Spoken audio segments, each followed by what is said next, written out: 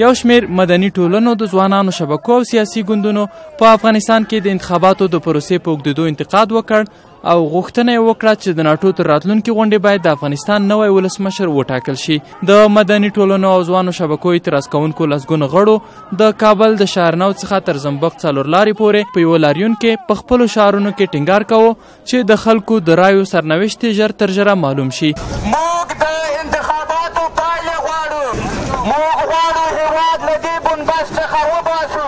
د دې لاریون یوه تنظیم کوونکي محمد جوادي د لاریون په پای کې د ټولو مربوطه ادارو څخه د انتخاباتي پروسې د ژر ختمېدو غوښتنه وکړه او ویې ویل چې د ناټو په راتلونکي ناسته کې باید د افغانستان ټاکل شوی جمهور رئیس حتما برخه واخلي. کمیسیون‌های انتخاباتی هرچه عاجل نتیجه انتخابات را اعلام نمایند. ریاست جمهوری بحران انتخابات را در جهت تأمین منافع اولیای ملی مدیریت نمایند. جامعه بین المللی به زودترین وقت ممکن با اندیشیدن به رضایت مردم به پروسه انتخابات خاتمه دهند و در نهایت تا بعد از اعلام نتیجه انتخابات ریاست جمهوری رئیس جمهور منتخب در کنفرانس ناتو به نمایندگی از افغانستان شرکت نمایند. د دې لاریون ګډونوالو وویل چې د انتخاباتو د بهیر اوږدېدو په هیواد کې ناامنۍ، بیکاري او اقتصادي ستونزې زیاتې کړي دي.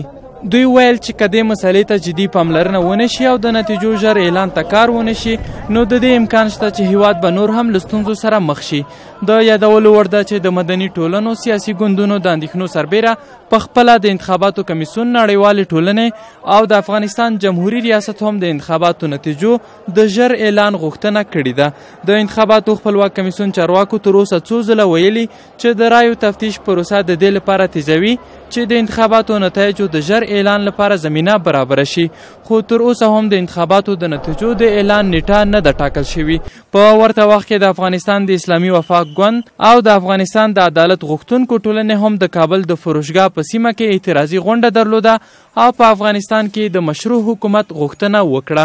د دې غونډې یوه ګډونوال ازادۍ راډیو ته وویل چې موږ په افغانستان کې صلح غواړو، امنیت غواړو، ثبات غواړو. په افغانستان کې موږ هیڅکله نامشروع دولت نه غواړو، موږ هیڅکله قلابي حکومت نه غواړو چې هغه د چوکۍ د خاطره د ارګ د ننوتلو د خاطره هغوی یو حکومت جوړوي او هغوی یو بیا د افغانستان سرنوشت سره هغوی معامله کوي، هغوی بازي کوي او موږ هیڅکله داسې حکومت نه غواړو په افغانستان. د دې غونډې ګډونوالو هم د انتخاباتو اوږده پروسه د هیواد په زیان وبلله. ویل چې د دواړو ټیمونو ترمنځ ځینې استخباراتي کړۍ کار کوي چې نه پرېږدي دواړه ټیمونه یوه ځانګړي هدف ته ورسیږي.